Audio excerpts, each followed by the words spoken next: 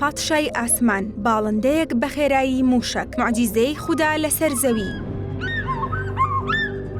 مەترسیدارترین باڵندە لە ئاسماندا، معجیزەیەکی ئیلاهیە بە خێراییەک تێدەپەڕێت کە سنووری عەقڵ دەبەزێنێت.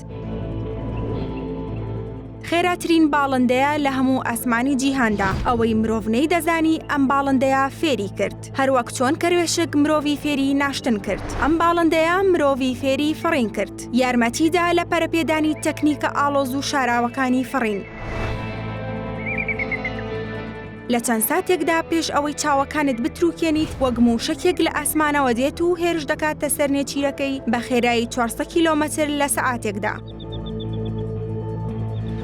ئەم باڵندەیە لەلایەن کەسەوە ڕاو ناکرێت و بەراورد ناکرێت بە هیچ باڵندەیەک لە ئاسماندا. ئەو حاکم و پاشای ئاسمانە و معجیزەیەکی خودای گەورەیە لەسەر زەوی، ئەویش هەڵۆی شاهینە. ئەم باڵندەیە خێراترینی جیهانە و بە ماسوولکە بەهێز و لاشە ڕێکەکەی و دەنگە بەرزەکەی دەناسرێتەوە.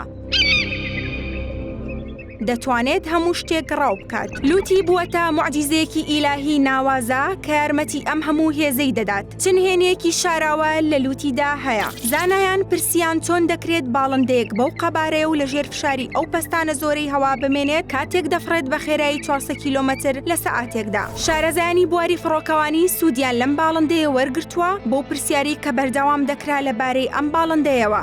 ئایا ئەو نهێنیە شاراوەیە چی بوو کە یاساکانی فڕۆکەوانی لە جیهان گۆڕی؟ لە لوتی ئەم باڵندەیەدا ئێسکێکی زۆر بچووک هەیە. ئەم ئێسکە لە 1.5 سانتیمەتر کەمترە و پێی دەوترێت ئێسکی سیل. زاناکان ڕوونیان کردەوە کە ئەم ئێسکە بچووکە بریتیە لە خاڵی بەهێزی باڵندەی شاهین و ئێسکەکەی کار دەکات بۆ خەوکردنەوەی چوونە ژوورەوەی هەوا بۆ ناوسیەکانی لە کاتی فڕیندا و کەمکردنەوەی فشار لەسەر هەردوو سیەکان. هەرم ئێسکە ژوا دەکات باڵندەکە بە هاوسەنگی بمێنێتەوە لە کاتی هێرشی لە ناکاو و جوڵەکردن بە خێرایەکی زۆر بەبێ ئەوەی کاریگەری لەسەر دروست ببێت. بەهۆی ئەم دۆزینەوەیشەوە فڕۆکەی سەر و دەنگ کە بە فڕۆکەی شەبەح ناسراوە بەرهەمهێنرا.